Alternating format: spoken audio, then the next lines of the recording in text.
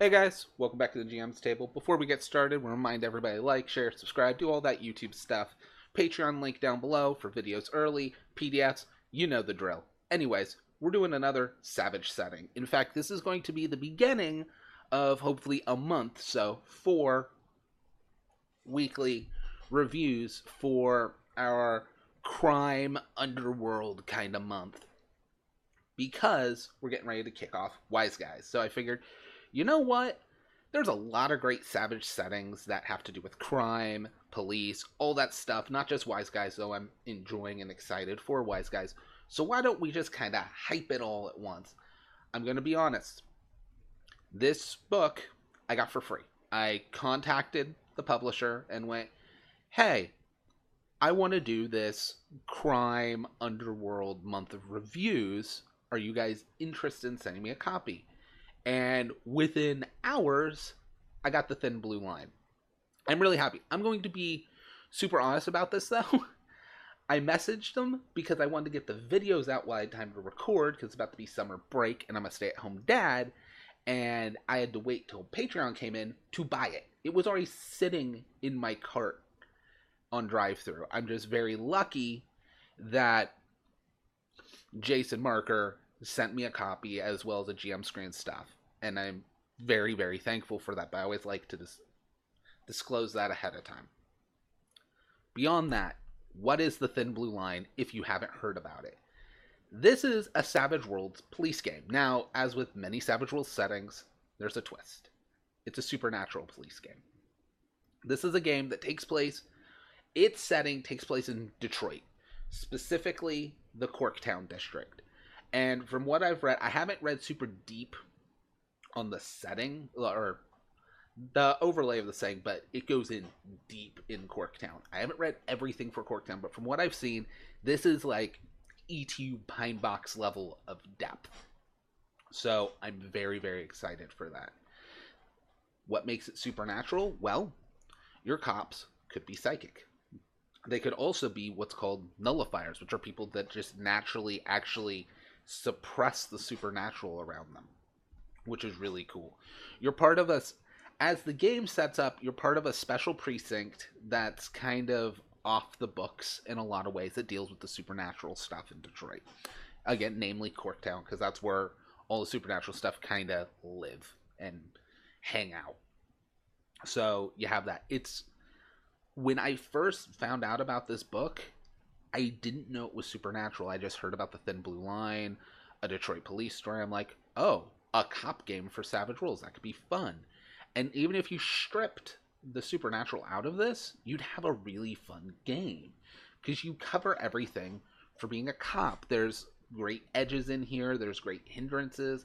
Cop or not, actually. There being a gambling addict hindrance in here, I love, and I may steal for Wise Guys anyways.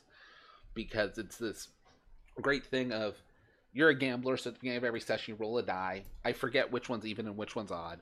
But even or odd, you have a chance of you're flush with cash this session, or you are completely broke. And that feels like this gambler that you never know where things are going to go. And that's the minor version. There's a major version that gets even heavier. But going into that, it talks a lot about being a cop. It gives you great NPCs. It does go into the supernatural and stuff. They have a lot of unique supernatural creatures here, which I kind of love. I'm very much getting an ETU feel, both in presentation and, in all honesty, quality here. It's very hard without flipping through the book, and I don't do book flip-throughs. I write and I sell books, so I get it. I don't like showing what's inside a book for free. But every page of this PDF is designed to look like you're looking at a police file. Little touches like that go a long way. I'm just double checking over the table of contents. Yeah, we got History of Detroit, a really in-depth look at the Corktown precinct, stuff for freshman recruits, which is all your character building. Like I said, there's a good bit of edges and hindrances. I like how they handle gear. It's actually really great as a resource, and I was hoping for this for Wise Guys, of things like, here is what's on the belt of every cop, so I know all the gear they'll have. Now theirs is a little different because they're cops that deal with supernatural, so I might X out a few things. Here's what's in the case in the trunk of every cop car, which is stuff like road flares, traffic cones, but just having that list, super useful in any game. Necessary in a cop game, but like a Wise Guys game, that's still stuff I might need. So I'm really glad it's here, and it's easily laid out. They're in different colored side boxes, so you can very quickly reference them. So moving on from that, you go into parapsychology, and this is how they handle the supernatural. You can be a psychic. Psychics in this actually use a different arcane background than the core book.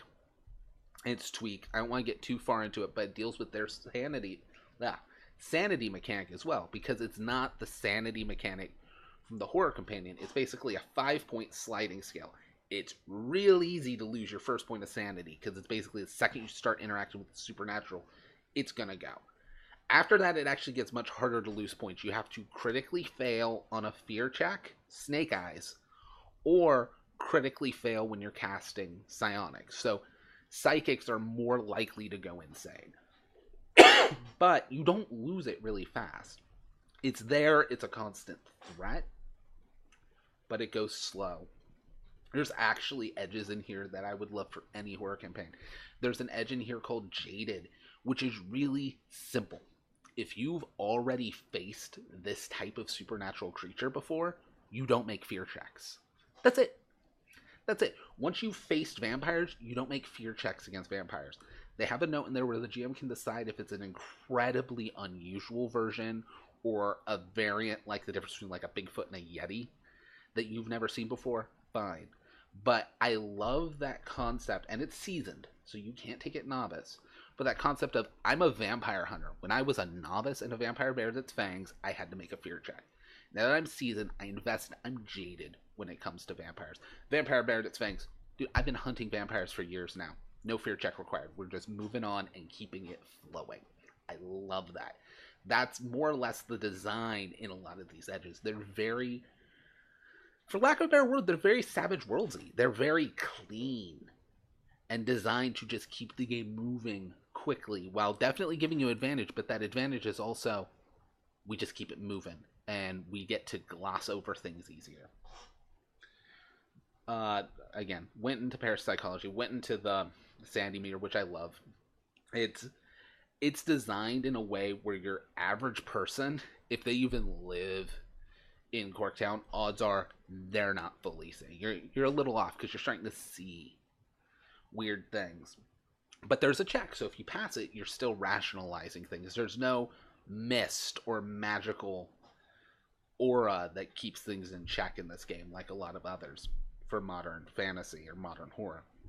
So I enjoy that. It's more just people not wanting to believe it. And to what level you're starting to accept things. And the more you accept it, the more unhinged you get. Alright. Again, talked about gear. Persons of interest. Pretty standard. Like I said, this is a lot of this book is depth to make it running the game easier. There are a lot of very well and fully fleshed out NPCs here. And then you have your monsters. And the monsters are still fairly well fleshed out, but obviously they're not like the NPC. NPCs have full dossiers, basically. After that, there isn't a plot point in the book, but there are a fair number of Savage Tales. So even this book alone, you're going to have some adventures. You have plenty to run it. That's it, though. It's Savage World. It's very clean. It's very quick. This is what? It's about 140 pages, give or take. Yeah, that's where the Kickstarter backers are. So it's about 142 pages. Honestly, if you run modern games, I highly suggest it. I do. I was talking to my buddy Mike, who runs in a lot of my games, and I was like, I want to take this and fuse it with ETU and run like a mini game of either Pinebox PD or the ETU campus security. Like, you can do a lot. It's a very versatile book. On top of, while it's versatile for a lot of other games, it is also a very, very realized and actualized setting. Anyways, I'll catch you guys next time. Bye. If you like that video, check out another video over here. Whatever it is, it's probably pretty good. Don't forget to like, share so other people can find the channel, and subscribe right up there. YouTube now won't let me put a link to the Patreon, but there is a link down in the description below. So if you want to help support the channel, check that out, and I will catch you guys next time.